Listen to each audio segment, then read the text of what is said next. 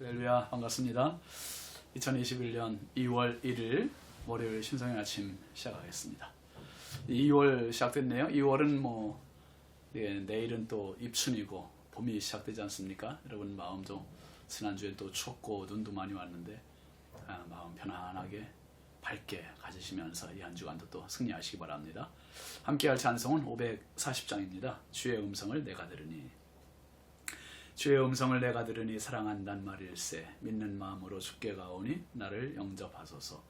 내가 매일 십자가 앞에 더 가까이 가오니 구세주에 흘린 보배 피로써 나를 정케 하소서. 2절.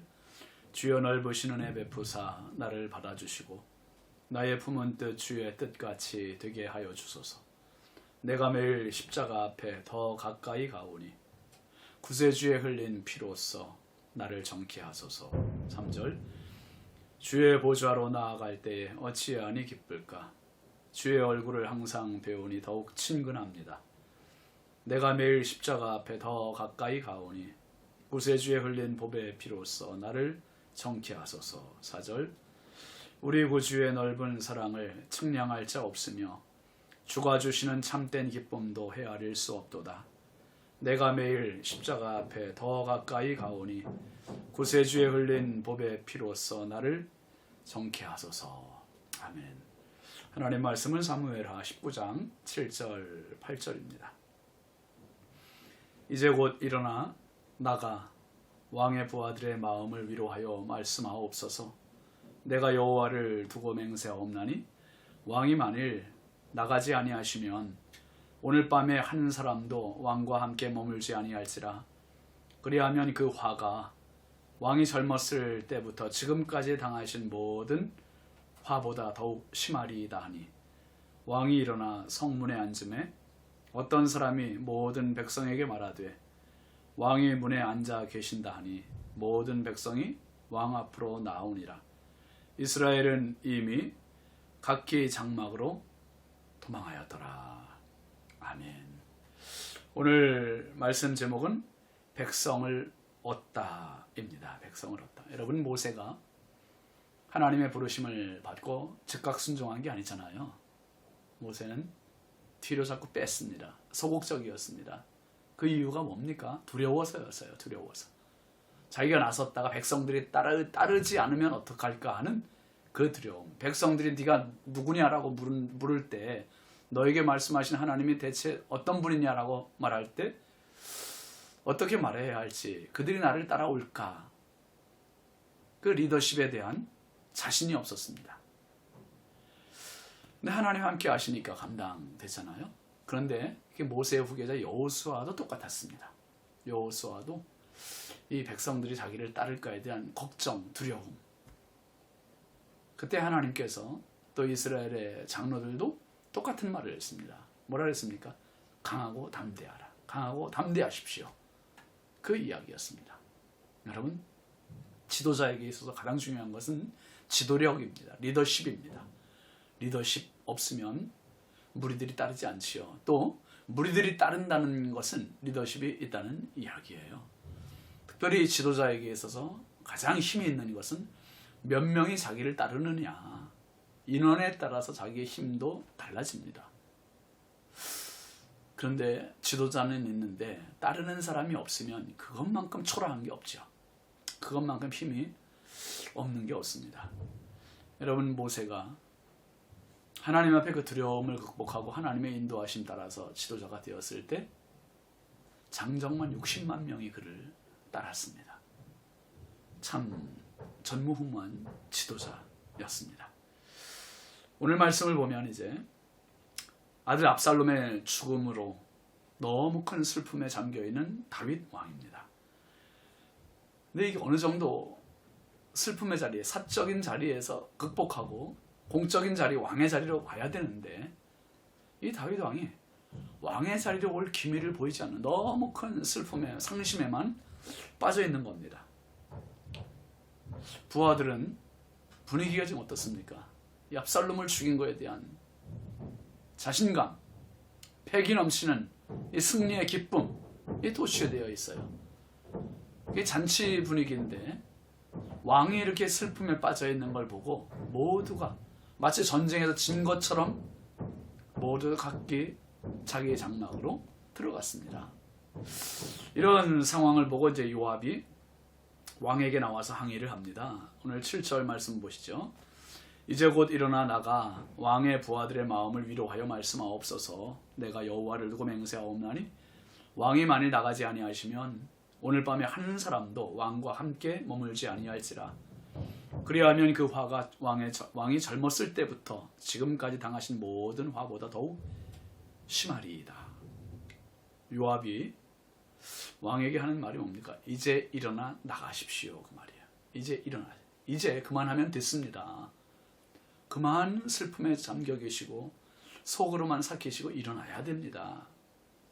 그러면서 하는 말이 부하들의 마음을 위로하여 말씀하옵소서 그랬습니다. 지금 부하들, 왕을 따라서 도망가는 사람, 도망가다가 전쟁해야 할 사람들 얼마나 피곤하겠습니까? 지쳤습니까? 그런데 승리했잖아요. 누구도 그 승리를 격려해 주지 않아요. 그러니까 요압이 부하들을 좀 격려하는 말을 해달라고 그렇게 부탁합니다. 여러분, 지금 백성들을 격려해 줄 사람은 한 사람밖에 없어요. 다윗 왕입니다. 요압이 아무리 격려한들 그게 뭐 다윗 한 사람 격려하는 거와 비교가 되겠습니까? 다른 사람이 수많은 사람들이 칭찬을 한들 그 칭찬이 다윗 한 사람이 칭찬하는 것과 비교가 되겠습니까? 다윗을 누구도 대신할 수 없는 거, 왕을 누구도 대신할 수가 없는 겁니다. 그래서 요압이 뭐라고 해요? 왕께서 지금 나가지 않으면 한 사람도 왕과 함께하지 않을 것입니다. 그리고 그렇게 되면 지금까지 왕이 당한 화보다 더 무서운 화가, 더 큰 화가, 심한 화가 임할 것이라고, 어떻게 보면 협박 비슷한 진언을 하고 있는 거지요. 여러분, 다윗 입장에서는 지금 정신이 번쩍 나는 겁니다. 정신이 번쩍 나는 거예요. 백성들이 너무 수고했는데 위로 한마디 못했잖아요. 격려, 슬픔에 빠져있는 동안. 이 슬픔에 빠져있는 것 때문에 백성들 위로, 격려, 칭찬 한마디 못해줬어요. 또 그럴 마음도 아니었고.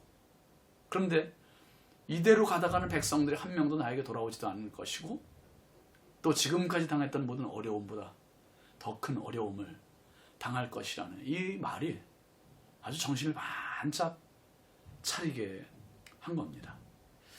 그리고 이제 아버지로서의 슬픔, 아버지로서의 자리에서 다윗은 왕의 자리로 와야 돼요. 왕의 자리로 와야만 그가 백성들을 위로할 수 있고 격려할 수 있고 칭찬할 수 있게 되는 겁니다. 그리고 정상적인 나라를 세울 수 있는 거예요. 여러분, 이런 위기의 때 백성들의 사기를 만약에 끌어주지 않으면 정말 모든 백성들의 사기와 분위기, 상황은 어쩌면 더 어렵게 전개될 수도 있습니다. 이제 왕이 어떻게 합니까? 8절 보시죠. 왕이 일어나 성문에 앉음에 어떤 사람이 모든 백성에게 말하되 왕이 문에 앉아 계신다 하니 모든 백성이 왕 앞으로 나오니라. 이스라엘은 이미 각기 장막으로 도망하였더라. 다윗 왕은 요압의 말을 듣고 정신을 차리고 성문에 앉았습니다. 여러분, 성문에 앉았다는 말은 자기의 공식적인 업무에 복귀했다는 말이에요. 이미 우리가 사무엘하 15장에서 보았지만은 성문에 앉은 사람 한 명 있었지요. 누굽니까? 압살롬이었습니다. 압살롬은 성문에 앉아서 뭐 했습니까? 왕에게 재판받으러 가는 사람들을 중간에서 다 차단하는 거예요. 다 차단하고 자기가 그 사람들을 만나서 그 사람들의 재판을 대신해줘요.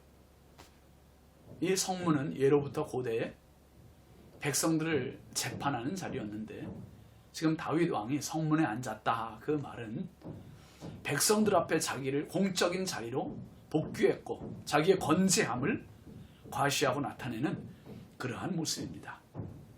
이 성문에 앉은 다윗 왕을 이제 모든 백성에게 한 사람이 와서 이야기를 했습니다. 뭐라 그랬습니까? 왕이 문에 앉아 계신다 하니 모든 백성이 왕 앞으로 나오니라. 왕이 문에 앉아 계신다, 성문에 앉아 계신다, 그 한마디가 모든 백성들의 마음을 다 왕에게 돌이키게 했습니다. 백성의 마음을 얻어야 왕입니다. 백성의 마음을 얻는 것은 아버지의 자리에서 왕의 자리로 옮겨가야 돼요. 아버지의 자리에서만 슬퍼하기만 하면 왕이 되지 않고 백성들을 얻을 수 없습니다. 압살롬의 아버지로서의 슬픔을 뒤로하고 이제 왕으로서 다윗 입장에서는 사적으로 개인적으로 압살롬이라는 자녀가 있지만 공적으로 본다면 백성들이 자기의 자녀들이에요. 자기의 자녀들. 그게 얼마나 중요한 위치입니까? 또 반면 지금 위기가 이 다윗의 처신에 따라서 정말 위기가 다시 전화위복이 됐습니다. 천만다행이죠. 또 반대로 그 8절 끝에 보면 이스라엘은 이미 각기 장막으로 도망하였더라 그랬습니다. 압살롬의 부대는 오합지졸이 돼서 산산이 흩어져 버렸습니다. 도망갔습니다. 여러분, 압살롬은 자기 딴에는 이렇게 하면 반란을 성공하리라고 생각을 했겠지요. 그런데요, 어떤 일이든 하나님께서 도와주지 않으시면 안 돼요. 역행하면 성공할 수 없습니다. 사람이 자기의 길을 계획할지라도 그 걸음을 인도하시는 분은 여호와시라고 잠언 16장 9절에 분명히 말씀했잖아요. 압살롬은 거창하게 시작했지만 너무나 초라하게 일이 끝나버렸습니다.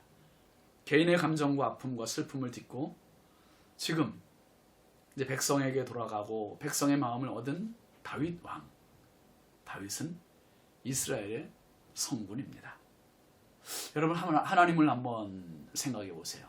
하나님 어떤 분이세요? 우리의 영원한 왕 아니십니까? 영원한 왕이세요. 독생자 예수님을 십자가에 죽이시면서까지 하나님은 왕관을 더더욱 견고히 입증해 주셨습니다. 독생자 예수님에게만 사로잡히지 않으시고 우리를 위해서 예수님을 죽이시고 그 슬픔을 극복하시고 여전히 우리의 왕으로 존재하시고 과거에도 현재에도 미래에도 영원한 우주의 왕이세요. 우리의 왕 되신 하나님을 마음껏 높여드리며 평생 여러분 백성들의 마음을 얻었던 다윗과 같이 하나님께 우리의 마음을 마음껏 드리는 그런 하나님의 백성들이 되기를 바랍니다. 기도합시다. 거룩하신 하나님 감사합니다.